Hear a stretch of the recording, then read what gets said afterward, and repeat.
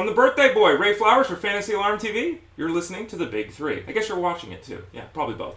Let's start out with the number 1. That's the number of trips to the disabled list Justin Verlander has had as an entire career, and that's going to start in 2015. The triceps issue he has, not going to be able to get back from it in time for the start of the season. The team and the player don't believe it's a long-term issue. Problem is, though, Verlander's performance is a long-term issue. From 2007 to 2014, only 2 men threw more innings, King Felix and James Shields. No pitcher in baseball threw more pitches the last 8 years. Justin Verlander, 2,000 more than the next closest guy. His velocity has also gone on his fastball 5 straight seasons.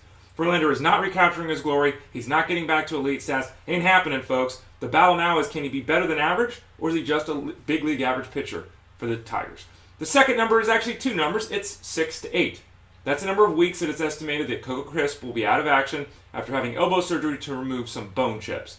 Early in the season, the A's will also be without Josh Reddick, who's dealing with an oblique issue, so it's kind of a mess in the A's outfield in the month of April. But when Reddick and Crisp are healthy, they're pretty much going to play every day.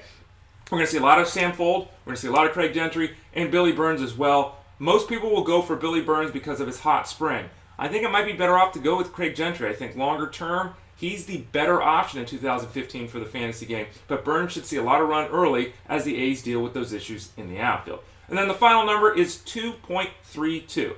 I wish that was the ERA of James Paxton in spring. It's not. It's his whip, folks. He's had a really rough spring, hasn't been able to get batters out, 19 hits and 10 in the third innings. Now you look at the short career, we're just under 100 innings for him, and you see that sparkling ERA of 2.66.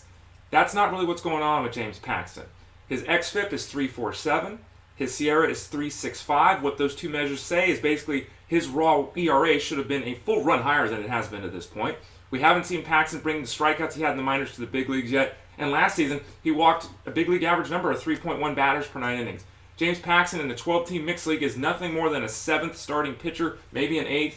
Don't believe the hype with him. He's not to the level of studliness that you think he is, and his ERA certainly isn't reflective of how he's pitched to this point of his young career. FantasyAlarm.com/closers for all the updated information on the bullpens in Major League Baseball. Don't forget to go there. And we still have a few days left. There's still time before the season starts. FantasyAlarm.com/winning.